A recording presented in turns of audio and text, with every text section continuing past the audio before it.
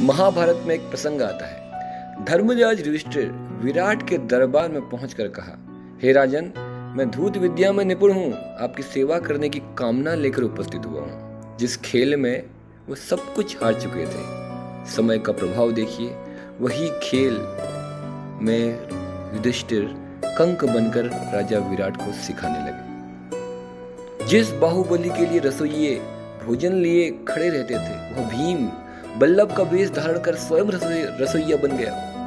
नकुल और सहदेव पशुओं की देखरेख करने लगे। दासियों से घिरी रहने वाली महारानी द्रौपदी स्वयं एक दासी सैरेंद्री बन गई। वह धनुर्धर जिसने धनुष की प्रत्यंचा पर बाण चढ़ते ही युद्ध का निर्णय हो जाता था, पौरुष का प्रतीक अपना पौरुष त्याग कर होठों पर लाली, आंखों में काजल लगाकर एक नपुंसक बृहन्नला बन गया। यह पांडवों के लिए अज्ञातवास नहीं, बल्कि परिवार के प्रति अपने समर्पण की पराकाष्ठा थी। जीवन में वह जिस रूप में रहे, अपमान सहते रहे, जिस कठिन दौर से गुजरे, उसके पीछे उनका कोई व्यक्तिगत स्वार्थ नहीं था। आज भी अज्ञातवास जी रहे न जाने कितने महान योद्धा दिखाई देते हैं। कोई अपने उच्च पदाधिकारियों, किसी पूंजीपति, किसी के अधीन नौकरी करते हुए उससे बेवजह अपमानित, डांट गाली खा रहा है, क्योंकि उसे अपने तमाम पारिवारिक दायित्वों की पूर्ति करनी होती है।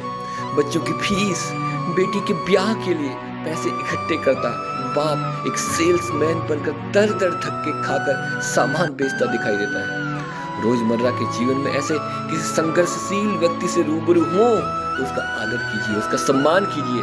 गेट के बाहर खड़ा गार्ड, होटल में रोटी परोसता वेटर, सेठ की गालियां खाता मुनीम, और वास्तव में कंक, बल्लभ और बृहन्नला है। कोई भी अपनी मर्जी से संघर्ष या पीड़ा नहीं चुनता।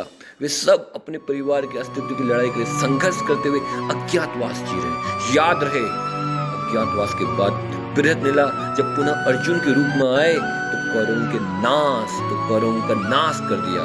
वक्त बदलते देर नहीं लगता, संघर्ष करने वालों का भी अज्ञातवास अवश्य समाप्त होगा। यही नीति है, यही समय का चक्र है और यही महाभारत की